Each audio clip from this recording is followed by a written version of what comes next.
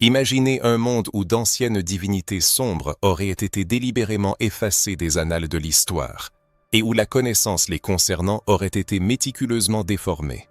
Vous êtes-vous déjà interrogé sur les véritables auteurs de l'histoire qui vous a été présentée? Qui a décidé quels dieux devaient être honorés et lesquels devaient tomber dans l'oubli? Pourquoi le panthéon des grandes religions est-il pratiquement dépourvu de divinités aux traits africains? Pourquoi tout lien entre la spiritualité et l'origine africaine a-t-il été systématiquement passé sous silence? La vérité, dissimulée derrière ces questions, est bien plus profonde et inconfortable qu'il n'y paraît à première vue. Les dieux sombres ont fait l'objet d'une véritable interdiction. Leurs noms ont été rayés des chroniques, leurs images diabolisées par les institutions religieuses, et leur place a été occupée par des figures destinées à promouvoir le récit dominant. Oui, l'histoire a subi une révision à grande échelle, touchant non seulement les manuels scolaires, mais aussi la Bible, les preuves archéologiques et les dogmes spirituels qui façonnent la foi de milliards de personnes. Connaissez-vous les noms de Negeru, des Orishas, des Elohim noirs? Ou ne vous a-t-on proposé qu'une version purifiée, blanchie, adaptée aux standards européens? Ce qui est sur le point d'être révélé n'est pas une simple théorie du complot, mais un appel audacieux à regarder en face les traces effacées de la spiritualité africaine. Des traces qui, malgré les tentatives de les brûler, de les cacher ou de les ignorer, résonnent encore entre les lignes de la Bible, dans les mythes anciens et dans les traditions qui ont survécu à l'assaut de l'oubli. Pendant des siècles, les divinités noires ont été associées à la sorcellerie, à l'idolâtrie et au mal.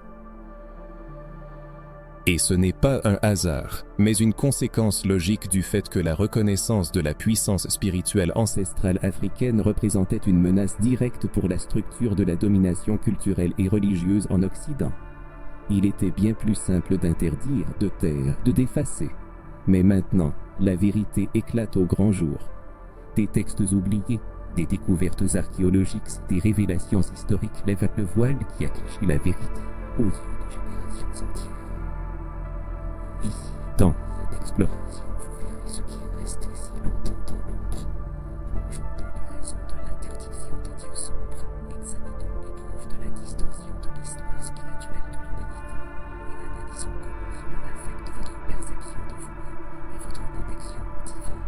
Il ne s'agit pas seulement d'une enquête, mais d'un éveil spirituel, d'une confrontation avec des faits soigneusement masqués, censurés et délibérément nommés.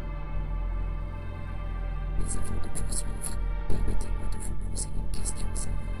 Êtes-vous prêt à affronter une vérité qui pourrait ébranler vos convictions établies de Dieu, de la spiritualité et de votre propre identité? N'oubliez pas qu'une fois que vous connaîtrez cette vérité, il n'y aura plus de retour en arrière.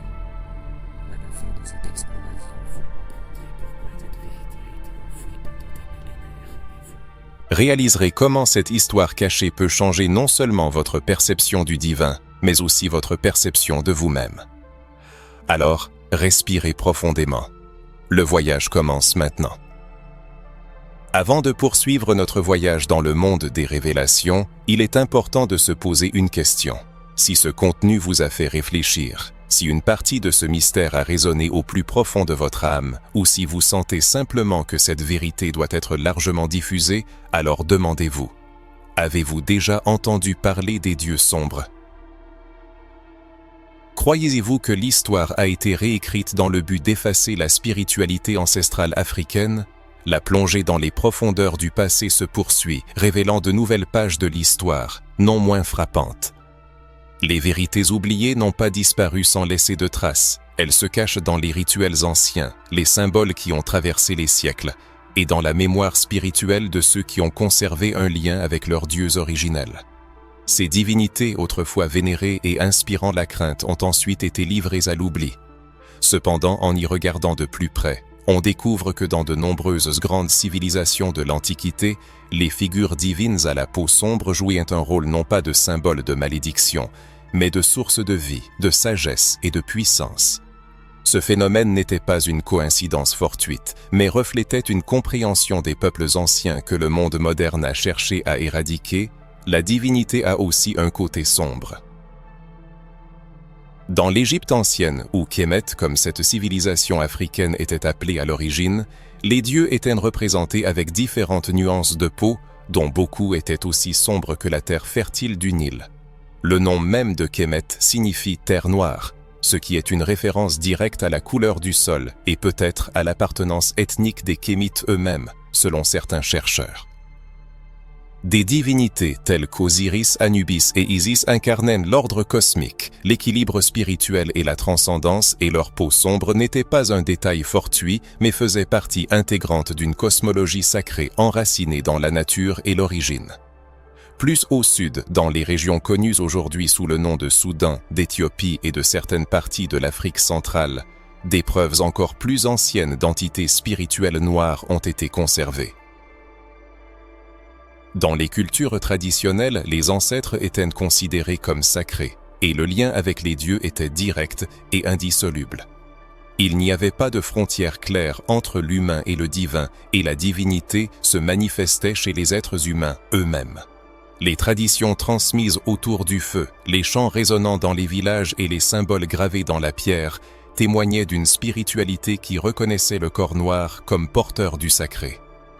Au Moyen-Orient, avant l'établissement du monothéisme abrahamique, diverses cultures vénéraient des dieux et des déesses dont les noms et les images nous semblent aujourd'hui étrangers. Beaucoup de ces divinités ont disparu ou ont été diabolisées au fil du temps. Les anciens peuples sémitiques entretenaient des liens étroits avec les civilisations africaines voisines par le commerce, les alliances politiques et le syncrétisme religieux. C'est dans ces interconnexions que sont nées des histoires et des mythologies qui ont ensuite été réinterprétées ou complètement réécrites par des empires détenant le pouvoir de déterminer ce qui devait être conservé dans la mémoire et ce qui devait être livré à l'oubli. Mais pourquoi ces connaissances ont-elles été effacées de l'histoire? La réponse c'est que l'histoire n'est pas neutre. La manière dont elle est racontée, enregistrée et enseignée reflète toujours les intérêts de ceux qui sont au pouvoir.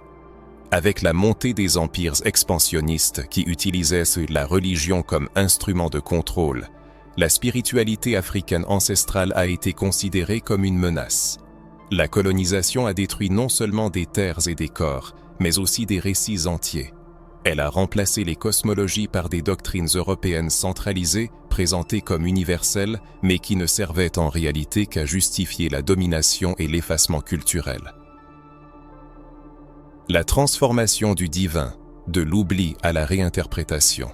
Ainsi, les divinités à la peau sombre, autrefois vénérées dans les temples, gravées dans des statues et sur d'anciennes fresques, furent progressivement stigmatisées comme de faux idoles, des rejetons démoniaques ou de pitoyables symboles païens. Mais il ne faut pas croire que cela s'est produit par hasard ou par naïveté. Ce fut un processus méticuleusement élaboré, méthodique et douloureux dans lequel les institutions ecclésiastiques ont joué un rôle clé pendant des siècles. Souvent cherchant à faciliter la conversion des peuples africains au christianisme, l'Église a adopté certaines coutumes locales, mais en déformant impitoyablement leur véritable origine et signification. Le syncrétisme religieux ne servait que de paravent à l'asservissement spirituel. Et ce qui ne pouvait être assimilé était livré à l'oubli ou, pire encore, persécuté. Combien de statues ont été détruites? Combien de chroniques livrées aux flammes? Combien de noms rayés de la mémoire? Combien de langues réduites au silence par la force? Et, peut-être le plus terrible, la prise de conscience que cette réécriture de l'histoire n'est pas restée dans le passé, mais se poursuit encore aujourd'hui. Cela se manifeste par l'exclusion systématique des images de personnes noires dans les films chrétiens, les livres et les productions théâtrales modernes. Par le fait que les visages de Jésus, des anges et des prophètes restent eurocentriques, même si les textes sacrés suggèrent le contraire. Par le fait que l'idée même d'un Dieu noir semble encore étrange ou déplacée à beaucoup. Mais le plus sacré était à l'origine noir, et il le reste. La spiritualité africaine n'a pas disparu sans laisser de traces. Elle a été étouffée, enterrée, ridiculisée, mais jamais détruite. Elle a survécu dans les cultes africains, dans les chants de la diaspora, dans les dons, dans les rythmes des temps, chantant de foi et dans l'âme de ceux qui n'ont jamais oublié leur racine. Ce texte nous parle non d'exposé historique, mais on ne peut pas l'accès. Il est temps de regarder le monde. que la spiritualité africaine, les dieux noirs et les connaissances ancestrales ne sont pas des curiosités exotiques, mais des éléments fondamentaux du tissu spirituel de l'humanité. Et si tout cela vous met mal à l'aise, ne fuyez pas. L'inconfort est une condition nécessaire à l'éveil. Il témoigne qu'au fond de vous, vous réalisez qu'il y a plus que ce qui vous a été présenté comme la vérité absolue. C'est le moment d'entamer activement le processus de connaissance. Partagez vos réflexions. Connaissiez-vous ces aspects de la spiritualité africaine? Avez-vous déjà ressenti que quelque chose n'allait pas dans la manière dont l'histoire nous était présentée? L'histoire doit être repensée pour faire éclater ses vérités. Et c'est ici que nous abordons un sujet délicat, souvent évité même par les universitaires les mieux intentionnés. Il s'agit de la première censure, le processus par lequel les dieux noirs ont été littéralement noircis, puis stratégiquement effacés ou blanchis. Paradoxalement, la reconnaissance de la noirceur des dieux était inévitable pour certaines cultures anciennes.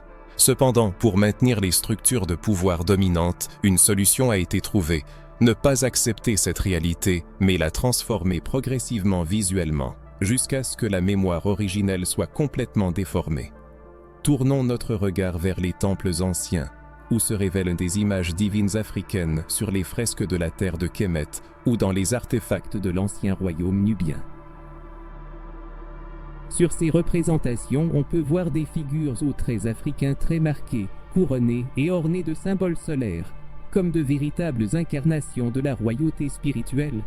Cependant, au fil du temps, sous la pression des invasions, de l'assimilation et des conquêtes, ces images ont subi des modifications. Les traits des visages se sont adoucis, les formes de mots sont devenues plus claires, et la divinité semblait subir un processus de blanchiment dans les œuvres artistiques et dans les interprétations religieuses.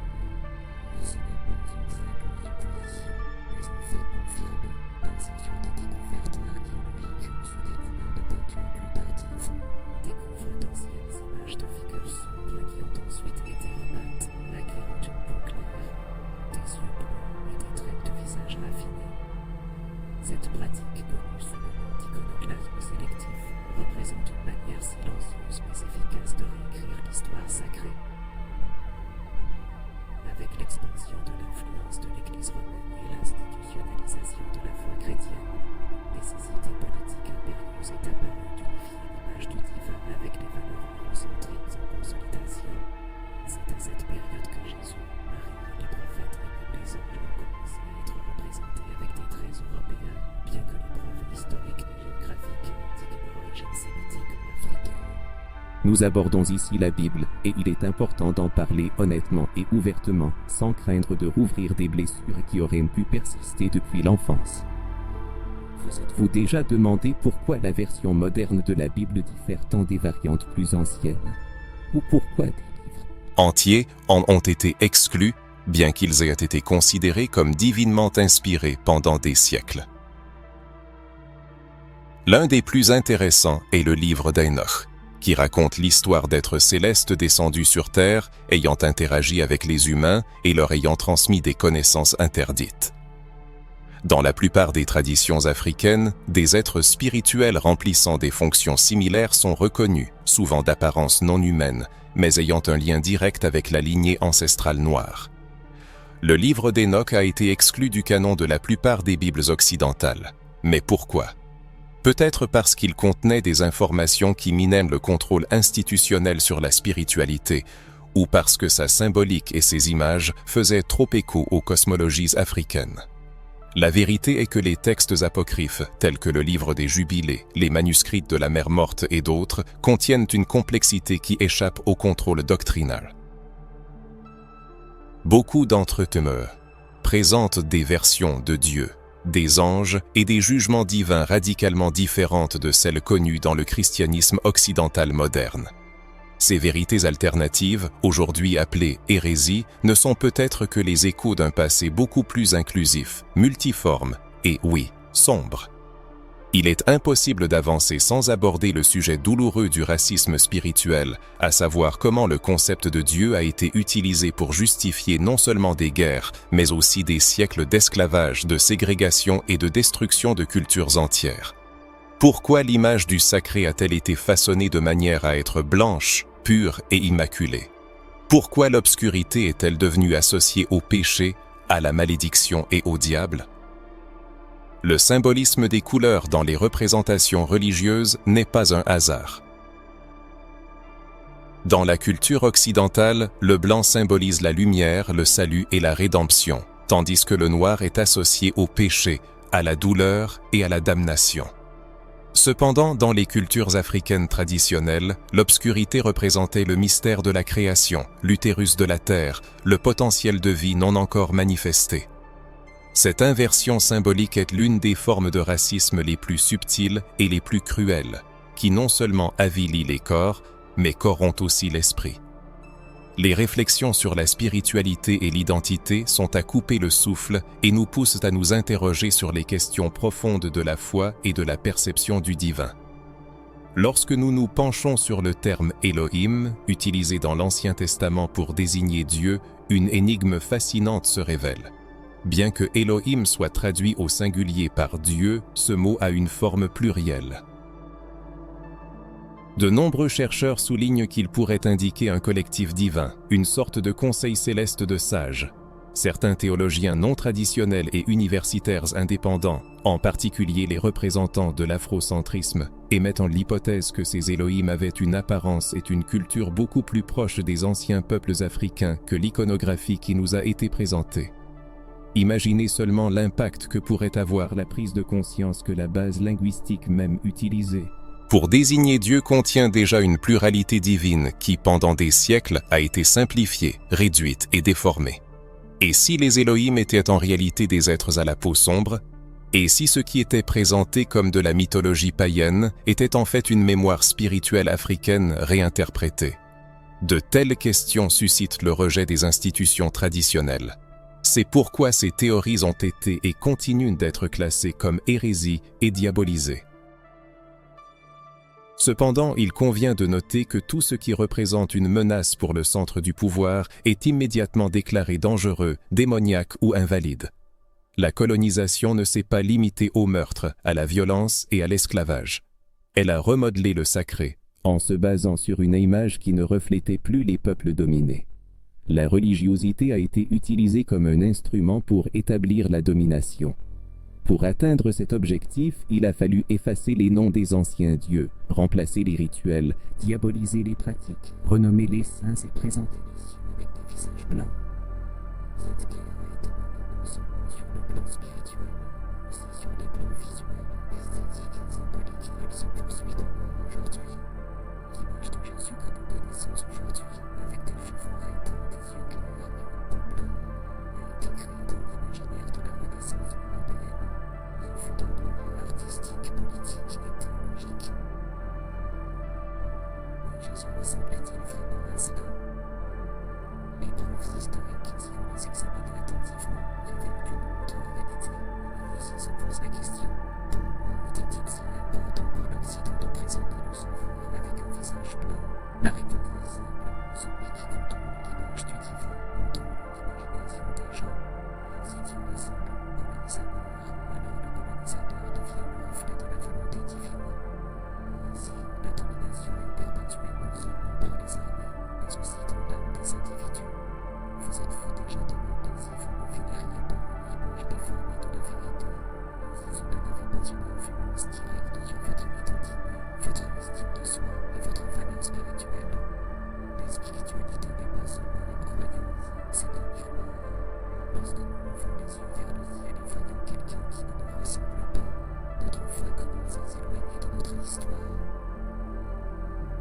Mais lorsque nous reconnaissons la présence du sacré dans la couleur de notre peau, nos traits, notre ADN, la foi cesse d'être une soumission et devient un retour à ce qui a toujours été.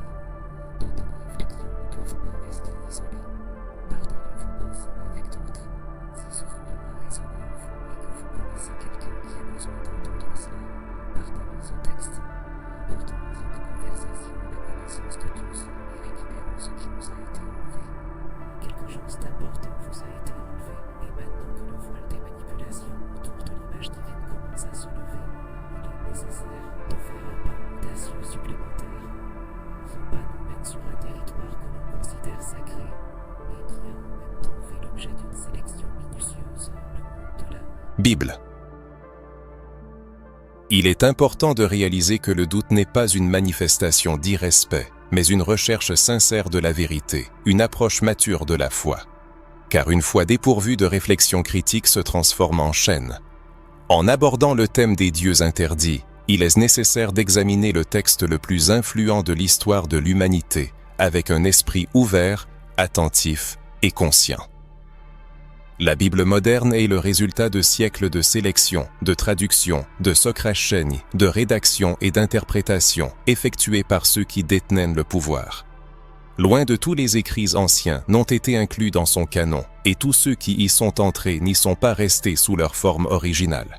L'exclusion de certains textes n'était pas toujours due à leur faible qualité. Les apocryphes en sont un exemple, des œuvres vénérées comme sacrées dans diverses traditions anciennes, mais exclues du canon officiel pendant des siècles. Parmi ces livres oubliés, le livre d'Hénoch occupe une place particulière, levant le voile sur la marginalisation intentionnelle de la spiritualité ancienne. Le livre d'Hénoch est l'un des documents les plus énigmatiques et informatifs de l'univers biblique élargi. Étonnamment, il était considéré comme sacré par les premiers chrétiens et les auteurs du Nouveau Testament s'y référaient. Cependant, avec le temps, il a été jugé problématique. Pourquoi ? Parce qu'il parle ouvertement d'êtres spirituels descendant sur terre, entrant en contact avec les humains, transmettant des connaissances qui transforment les civilisations et ayant été punis pour cela. Ces êtres, connus sous le nom de veilleurs, ont ensuite été identifiés aux anges déchus.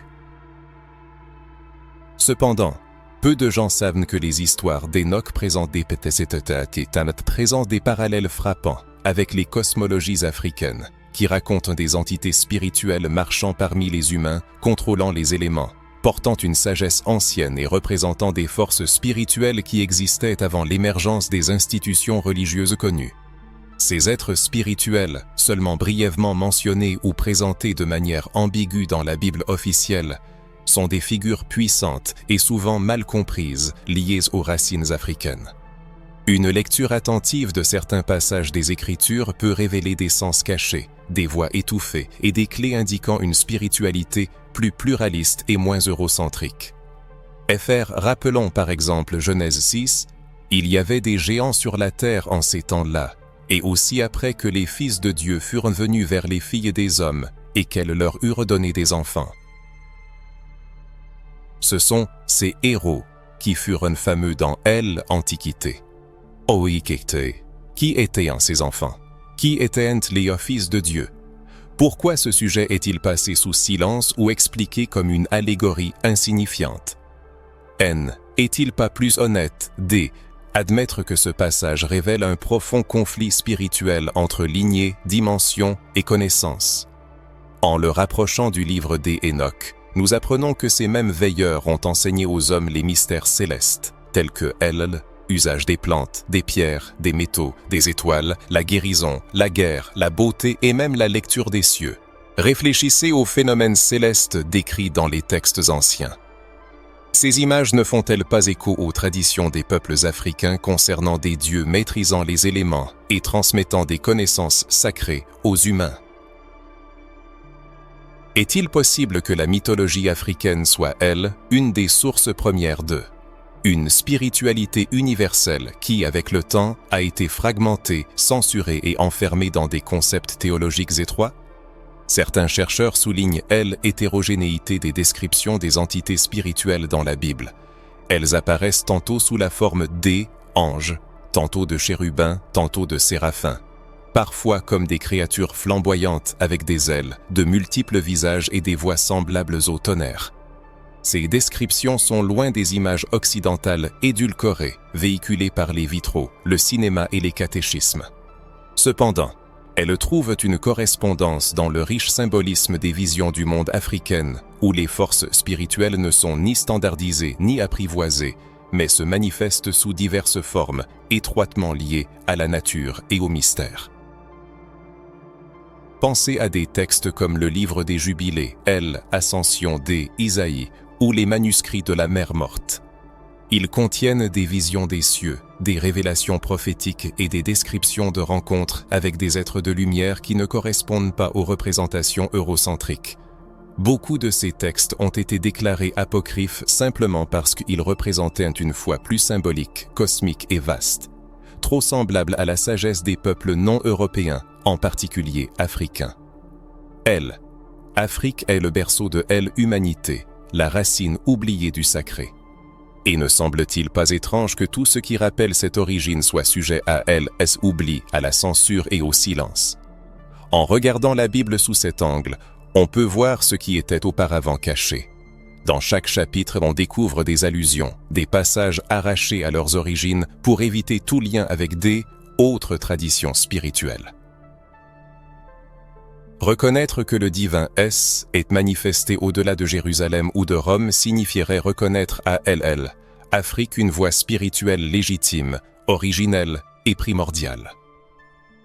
Mais pourquoi cela semble-t-il si dangereux? Parce qu'une spiritualité enracinée dans les origines africaines échappe au contrôle des institutions religieuses modernes. Elle ne cadre pas avec les doctrines rigides, mais parle du lien avec les cycles de la terre, avec le corps, avec les éléments, avec les ancêtres. Et tout cela a été stigmatisé comme du paganisme, simplement parce que cela menaçait la hiérarchie du sacré, contrôlée par quelques-uns. Et si les anges descendant des cieux étaient des messagers une sagesse ancienne, prenant des formes compréhensibles par notre perception? Et si le royaume de Dieu était un lieu où les traits africains, la couleur de peau, la culture et le symbolisme occupaient une place d'honneur, plutôt que de susciter le rejet? Toutes ces questions mènent à une conclusion inévitable. La Bible cache plus qu'elle ne révèle.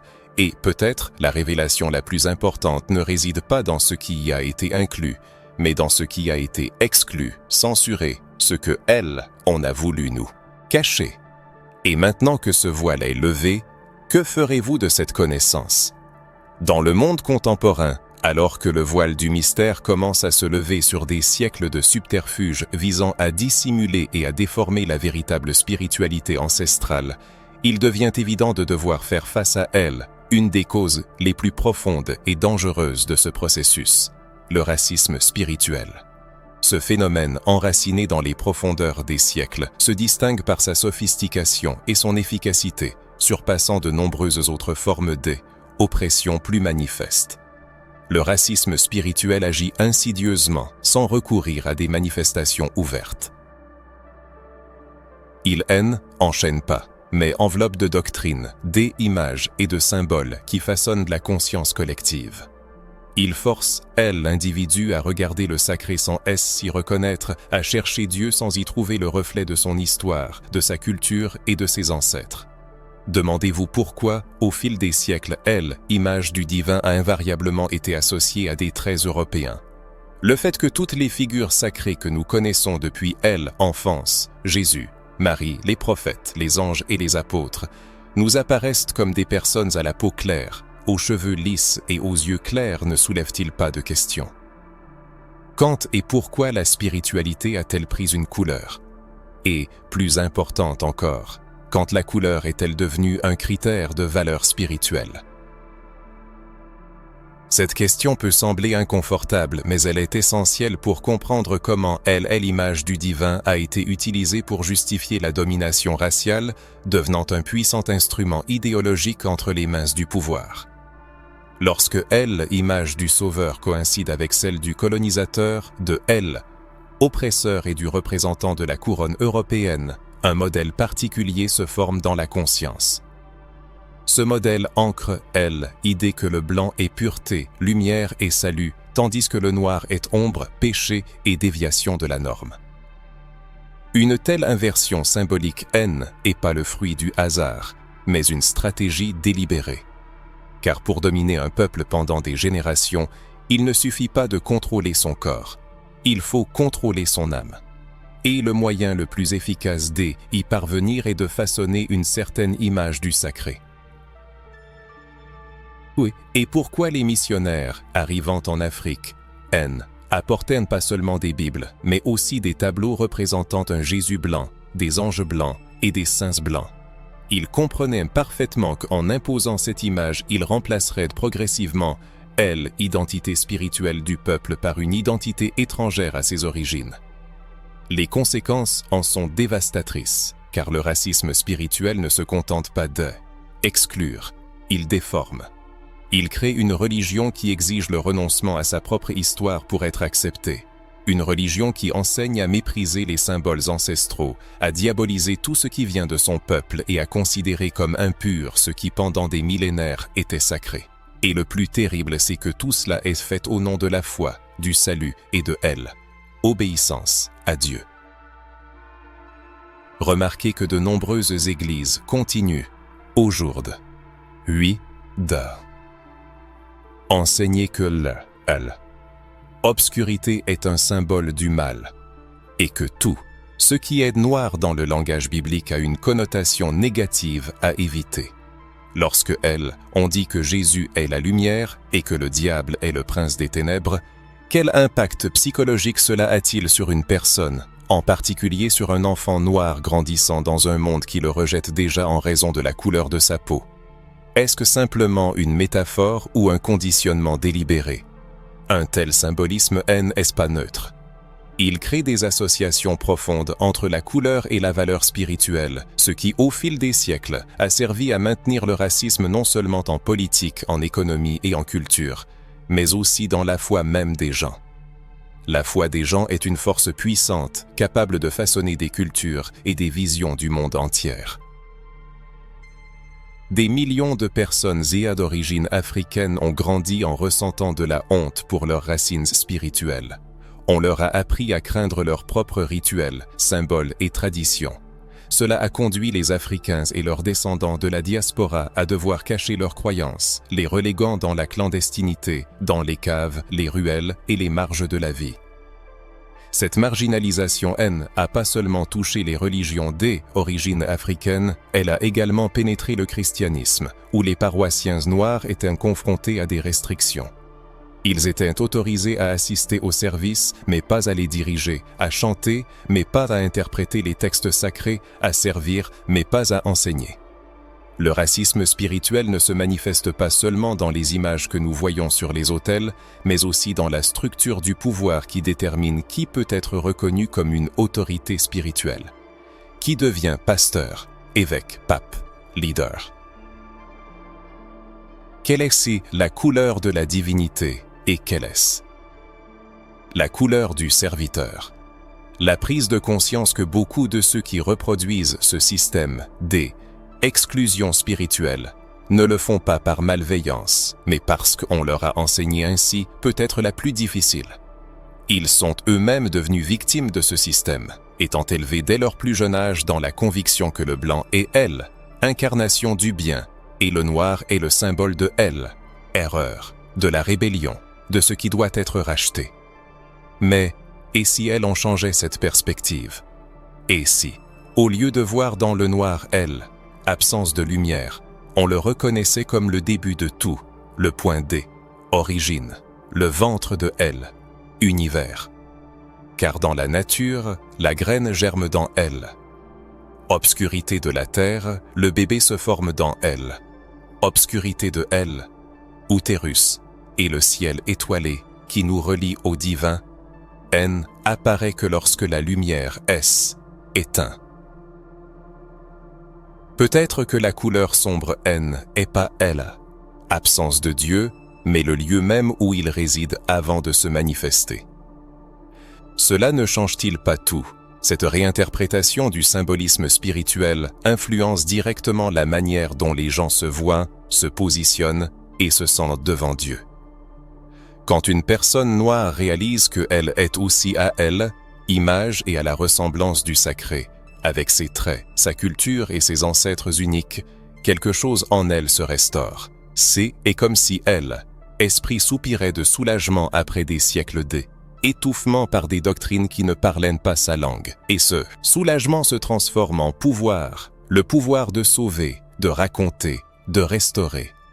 Il est impossible d'atteindre un éveil spirituel complet tant que votre identité est enfermée dans une image qui nie votre essence. La spiritualité doit être une force libératrice, un pont entre elle, homme et le divin, et non une prison idéologique qui vous force à rejeter votre histoire pour vous sentir digne de Dieu. Avez-vous déjà remarqué comment un seul mot peut contenir un univers entier de significations cachées, de couches oubliées et de vérités qui remettent en question tout ce qui est officiellement établi comme correct? C'est précisément ce qui se passe avec le terme Elohim, qui apparaît dans le tout premier verset de la Bible. Au commencement, Elohim créa les cieux et la terre. Malgré des millénaires d'utilisation, ce mot reste enveloppé de un mystère soigneusement préservé. Et aujourd'hui, oui, nous allons lever le voile sur ce mystère, car derrière ce mot se cache bien plus que ce que on vous a dit. Ce dont nous allons parler pourrait potentiellement changer votre compréhension de Dieu, de la spiritualité et des ancêtres. En premier lieu, il convient de noter que le mot « Elohim » dans le texte hébreu original est au pluriel. Bien que la plupart des traductions utilisent le singulier « Dieu », le suffixe « im » en hébreu indique la pluralité. Ainsi, nous avons affaire à un terme qui peut être traduit par « Dieu » ou « être divin ». Et là, des questions se posent. Pourquoi les versions occidentales de la Bible traduisent-elles « Elohim » au singulier, ignorant la complexité grammaticale et spirituelle de ce mot? La réponse réside dans le contrôle théologique et le désir de centraliser la divinité en une seule figure, correspondant aux standards de la culture dominante. Mais si Elohim est un pluriel, qui sont ces dieux? Peut-être agit-il un ancien collectif divin, une assemblée céleste, comme cela est décrit dans les textes anciens du Proche-Orient. Et ces Elohim pourraient-ils être liés aux dieux noirs vénérés dans les anciennes civilisations africaines avant avènement des théologies européennes? Cette hypothèse inquiète beaucoup, c'est pourquoi elle est considérée comme hérétique, interdite et trop alternative. Mais c'est peut-être précisément pour cela qu'elle mérite d'être examinée attentivement. Dans de nombreuses traditions spirituelles africaines, il n'y a pas de séparation nette entre un Dieu suprême et d'autres entités divines. Le concept de divinité est collectif, multiple et interconnecté. Les orishas, par exemple, dans le candomblé et la santeria, sont des manifestations du divin avec des fonctions spécifiques mais interdépendantes. Il en va de même pour les Néteru en Kemet Égypte ancienne, qui forment un panthéon sacré avec une dynamique complémentaire. Cette structure de multiplicité divine ne contredit pas IDD, un Dieu suprême, la complète. Et c'est précisément cette vision que propose le terme Elohim, une origine spirituelle où le divin se manifeste à travers divers aspects, formes et visages. Imaginez ce que cela signifierait de reconnaître que les Elohim originels avaient des apparences, des symboles et une sagesse compatibles avec les cultures africaines. Cela briserait l'image créée d'un Dieu eurocentrique régnant seul dans les cieux et ramènerait le continent africain au centre de la spiritualité humaine. Cela donnerait aux civilisations noires la place qui leur a été refusée, une place origine non seulement des peuples, mais aussi du concept même du divin. Cette vision alternative n'est pas nouvelle. Depuis le 19e siècle, des chercheurs afrocentriques ont exploré le sens caché de mots tels que Elohim, Adonai et El Shaddai pour montrer que, avant la domination européenne, les connaissances spirituelles africaines opéraient déjà avec ces concepts. Cependant, ces interprétations ont été systématiquement marginalisées, disqualifiées et qualifiées de rebelles. La théologie officielle ne pouvait pas permettre aux personnes d'origine africaine de regarder les cieux et d'y voir leur propre reflet.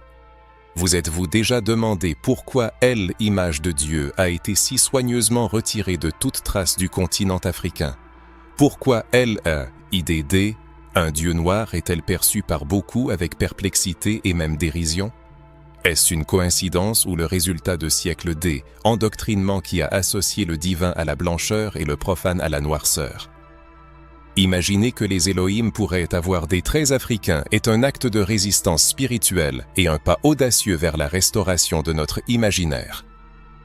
Dans un monde dominé par des représentations eurocentriques du divin, une question légitime se pose. Pourquoi ne pas reconnaître que le sacré peut avoir la peau foncée, un nez large et des cheveux crépus? Si Dieu a créé la diversité des peuples et des cultures, pourquoi ne pas voir son reflet dans elle à apparence des personnes à la peau sombre? Les théologiens traditionnels affirment que Dieu est incolore et informe. Mais pourquoi alors est-il obstinément représenté avec les traits d', un homme européen, et les anges sont-ils blancs? Le ciel ressemblerait-il plus à Elle Europe du XVe siècle qu'aux paysages antiques de Elle Afrique? Il ne s'agit pas de créer une nouvelle théologie, mais de sauver celle qui a été ensevelie sous une couche d', eurocentrisme. Une spiritualité qui reconnaît le divin sous différentes formes, y compris chez les personnes à la peau sombre. Les Elohim noirs ne sont pas une invention moderne, mais un écho ancien, vivant dans les tambours, les prières et les visions des prophètes oubliés. N. Est-il pas étonnant de voir comment la structure de L-Univers reflète cette diversité divine? Le corps humain est un travail harmonieux de multiples systèmes. La nature est un réseau d'éléments équilibrés. Le cosmos est un orchestre de forces interconnectées. Pourquoi alors insistons-nous sur la représentation d'un Dieu isolé au visage européen et au pouvoir centralisé? Pourquoi ne pas voir dans le divin un réseau sacré, une union d'esprit, une énergie ancestrale, comme le suggèrent les Elohim? Restaurer ces représentations, c'est restaurer quelque chose de perdu en soi. La véritable spiritualité ne nous éloigne pas de notre propre identité, mais nous ramène à nos racines, à notre histoire et à notre peuple. Peut-être que Elohim est un appel des ancêtres, nous invitant à réunir ce qui a été déchiré. En approfondissant ce voyage spirituel, il est impossible d'ignorer le processus brutal d'effacement culturel et religieux des traditions ancestrales liées à la divinité noire. Cet effacement n'était pas un simple effet secondaire de la colonisation, mais son objectif stratégique. La domination des territoires exigeait non seulement des armes, mais aussi le contrôle de la spiritualité, des symboles et des représentations du divin. Cela signifiait déconnecter les personnes noires de leurs sources spirituelles, détruire leur cosmologie, ridiculiser leurs dieux, diaboliser leurs rituels et les remplacer par des images et des doctrines renforçant le pouvoir des colonisateurs. Ce n'est pas un hasard si le projet colonial européen est accompagné non seulement de soldats, mais aussi de missionnaires avec des bibles et des tableaux de saints blancs. Leur mission était claire: effacer les noms des dieux noirs, faire taire les tambours sacrés, détruire les temples ancestraux et reprogrammer spirituellement les gens. Cela a été réalisé en imposant un nouveau langage spirituel, façonné par des images occidentalisées, des récits européens et une esthétique du sacré où tout ce qui était africain était synonyme de péché et de retard. Pendant des siècles, les fondements spirituels des communautés africaines, riches en prophéties, danses rituelles, herbes médicinales et harmonie avec les cycles naturels, progressivement cédaient la place à des rites étrangers à la culture locale. Ce qui était autrefois considéré comme la sagesse des ancêtres était maintenant stigmatisé comme de la sorcellerie, ce qui a eu des conséquences tragiques. Les gens étaient contraints de renoncer à leur Dieu, profiter d'images qui ne les reflétaient pas à leur monde natif, profiter d'hymnes étrangers à leurs propres croyances, profit de dogmes importés. Son remplacement n'était pas seulement religieux, mais aussi esthétique, symbolique et visuel. Malgré la traduction de la Bible dans de nombreuses langues pour faciliter la conversion, les images sacrées en restent enragées, des ongles aux cheveux raides, aux traits européens et à la posture majestueuse. Et pas par hasard, mais un processus soigneusement planifié visant à associer le divin à la gloire et la gloire au pouvoir. L'objectif était que les personnes noires, même en adoptant une nouvelle forme, ne se voient jamais créer et la ressemblance de Dieu. Cette absence visuelle a créé un vide émotionnel et spirituel. Lorsqu'un enfant regardait elle ne voyait que des figures blancs, élevées comme saintes, immaculées et salvatrices. Cela inculquait verbalement. Dieu ne te ressemble pas. Et si Dieu ne te ressemble pas, tu passeras ta vie à essayer de devenir ce que tu es. Et pas au lieu de tes cheveux, ta peau, ton histoire et ta culture. Mais le processus est facile, mais pas arrêté là. Il a également inclus une réinterprétation, plus précisément une déformation des éléments de la spiritualité africaine. De nombreux orishas, par exemple, ont été retravaillés pour adaptés au cadre chrétien par un sacrétisme forcé. Aujourd'hui est devenu Saint-Sébastien, Dimanche est devenu Notre-Dame de la Conception, bien que cela puisse être perçu comme une forme de résistance, était en réalité Manière de priver ces divinités de leur signification originelle et de les soumettre à elle, autorité de la nouvelle religion. Le nom pouvait subsister, mais elle, esprit, elle, essence et elle. L'histoire disparaissait progressivement. Et si quelqu'un pense que ce sont des choses du passé, il se trompe. Aujourd'hui encore, de nombreux leaders religieux continuent de prêcher contre tout ce qui est lié à elle, origine africaine. Il y a ceux qui considèrent les cultes des origines africaines comme diaboliques, sans même avoir essayé d'étudier et de comprendre la profondeur de ces connaissances. Aujourd'hui encore, de jeunes personnes noires ont honte de leurs racines bien spirituelles parce qu'on leur a appris à craindre ce que leurs ancêtres vénéraient, et ce haine n'est pas un hasard. En conséquence un processus continu de substitution symbolique, la divinité noire a été retirée des autels, des livres, des prières et des images, et remplacée par la menace, elle, obscurité, et elle, erreur. Cette substitution est si subtile et en même temps si puissante que beaucoup ne réalisent même pas qu'ils vivent une foi déconnectée de leurs racines, une foi qui honore un Dieu qui haine, à jamais ressemblé à leurs ancêtres. Une foi qui exige de renoncer non seulement au péché, mais aussi à sa propre identité. Mais cela ne peut pas durer, car la véritable libération spirituelle est impossible là où se produit, effacement de la lignée. La spiritualité doit nous reconnecter à qui nous sommes et non nous transformer en copie du colonisateur. Heureusement, cette vérité est en train d'être restaurée. De plus en plus de gens s'éveillent, retournent à elle, étudent des textes anciens, à la compréhension des symboles et à la redécouverte de la valeur des rituels ancestraux. Ils se libèrent de la honte, de la peur et des mensonges qui affirmaient que tout ce qui était noir était mauvais, car ce n'est pas le cas. Ce qui est noir est profond, ancien et sacré. Sage. L'attention se tourne vers une guerre des images, qui ne se déroule pas sur les champs de bataille, mais dans la sphère de l'art et des représentations visuelles. Pinceaux, toiles, sculptures et écrans de cinéma deviennent des armes dans la lutte pour les esprits et les âmes.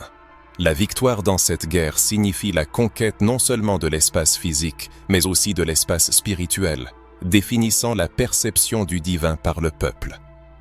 Les images possèdent un pouvoir immense, façonnant les croyances et créant des liens émotionnels. La religion, en tant que système puissant, a toujours été consciente de cette force, cherchant à consolider une iconographie spécifique.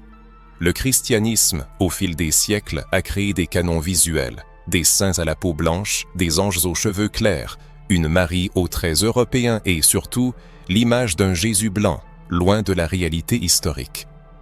Cette image, devenue dominante, a été méticuleusement construite pour renforcer le pouvoir de la culture européenne. Jésus, historiquement né au Moyen-Orient dans une culture sémitique, a été représenté sous une forme européenne. L'efficacité de cette image réside dans le fait qu'elle ancre l'idée que le sacré a un visage européen et que tout ce qui s'en écarte est moins digne.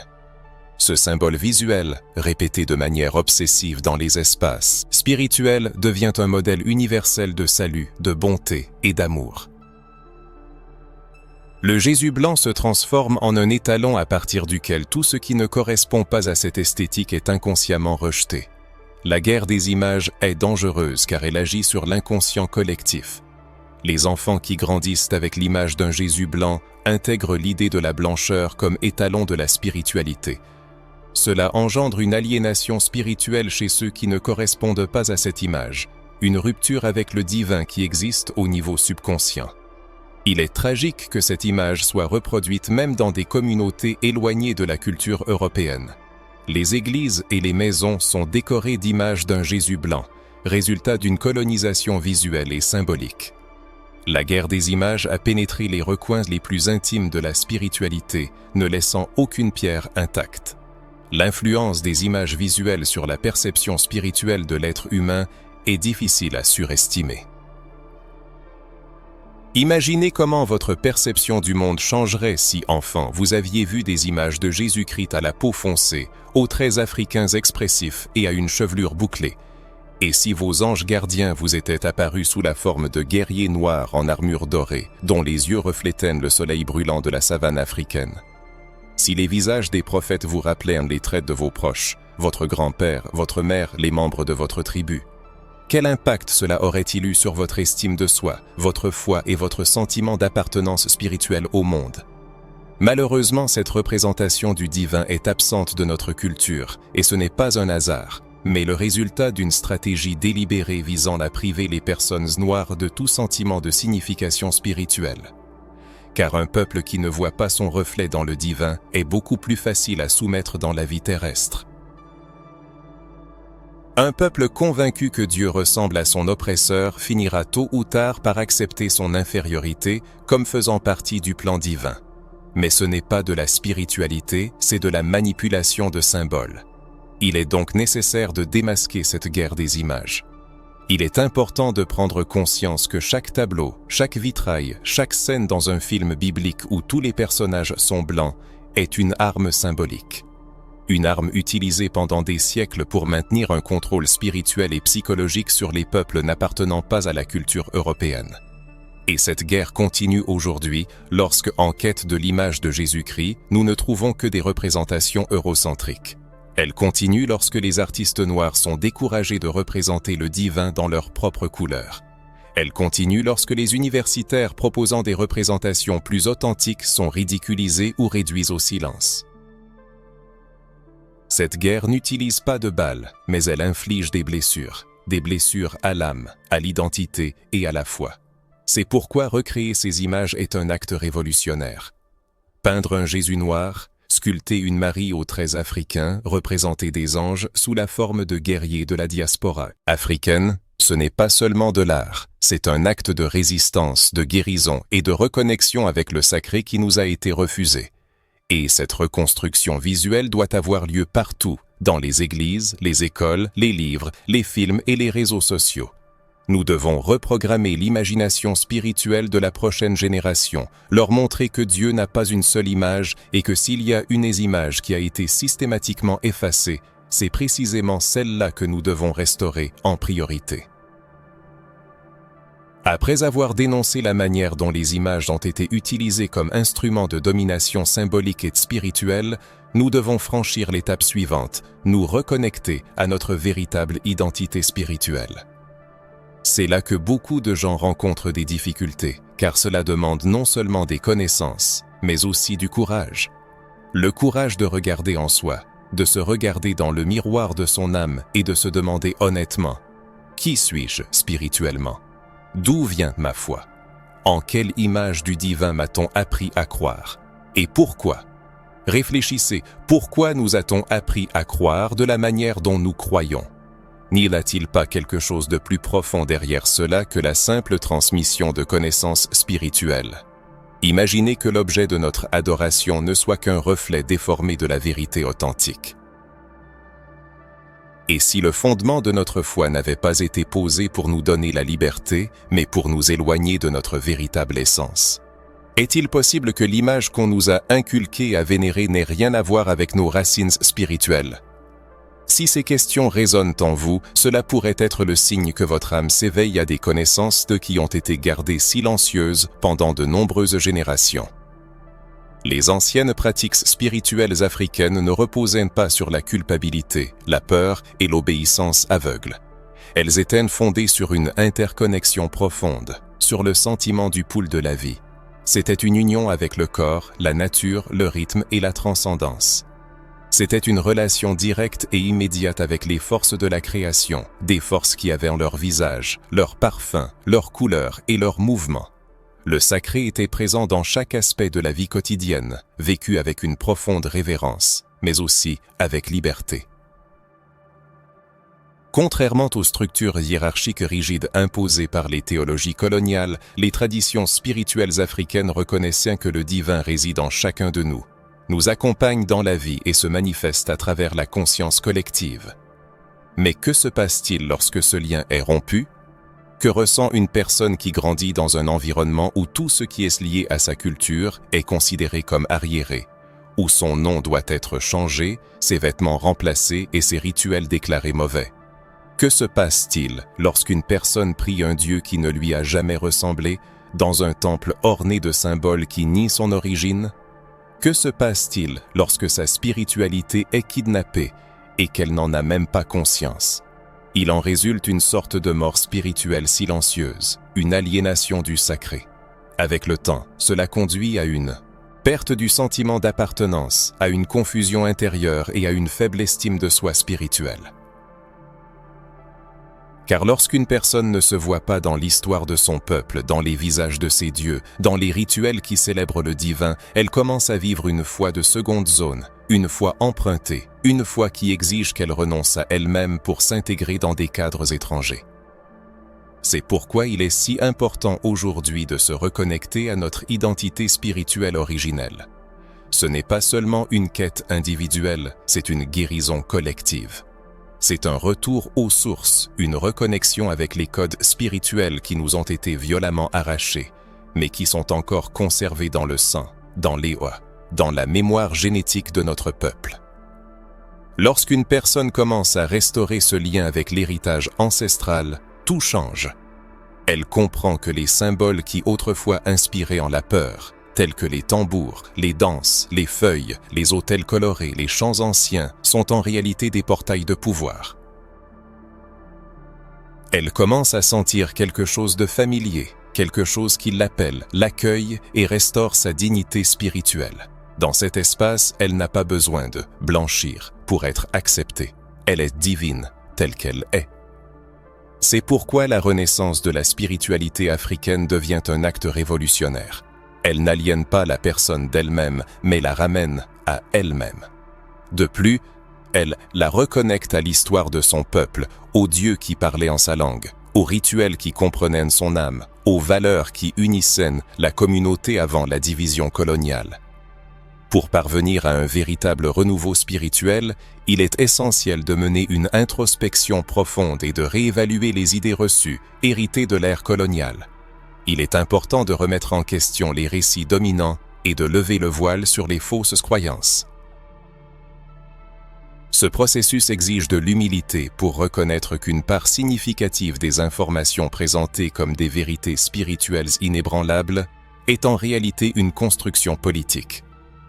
Ces idées ont été délibérément conçues pour aliéner des peuples entiers de leurs racines culturelles et enfermer leur conscience dans des doctrines qui ne reflètent pas leur véritable essence. Lorsqu'il s'agit de se reconnecter à son identité spirituelle, il ne s'agit pas de nier d'autres formes de foi. Il s'agit plutôt d'un appel à retrouver la liberté de se voir comme faisant partie du sacré, sans se prosterner devant des images qui n'étaient pas destinées à nous représenter à l'origine. L'enjeu n'est pas seulement de repenser le passé, mais aussi de façonner le présent et l'avenir de la spiritualité. Combien de fois un sentiment de déconnexion est-il survenu pendant la prière? Combien de fois, même en étant dans un lieu de culte, a-t-on ressenti un manque de résonance dans l'âme? Combien de fois a-t-on tenté de s'intégrer à des doctrines qui semblaient rejetées plutôt qu'acceptées? Tous ces signes témoignent d'une aspiration intérieure à la reconnexion. Ce processus de reconnexion commence par le fait de s'autoriser à chercher des réponses, à douter de ce qui a été entendu et à se poser des questions. Pourquoi est-ce que je crois ce que je crois? Cette foi me rapproche-t-elle de mes ancêtres ou m'en éloigne-t-elle? Cette image de Dieu m'accueille-t-elle ou me rejette-t-elle? Les réponses à ces questions ne doivent pas être cherchées dans les livres des colonisateurs. Elles se trouvent à l'intérieur, dans la mémoire transmise de génération en génération, dans les histoires que les ancêtres n'ont pas pu raconter, mais qui vivent dans le corps, dans le rythme du tambour qui bat silencieusement dans la poitrine. Le fait que ces mots résonnent témoigne que le lien avec l'héritage spirituel n'a pas été entièrement perdu. Il sommeillait simplement, et maintenant il s'éveille. Si le lecteur est arrivé jusqu'à ce point, cela signifie que quelque chose en lui s'est éveillé. C'est déjà une réalisation considérable. Il convient de le féliciter de tout cœur pour avoir manifesté cette soif de vérité, ce courage de poser des questions et ce désir de se reconnecter à son essence spirituelle.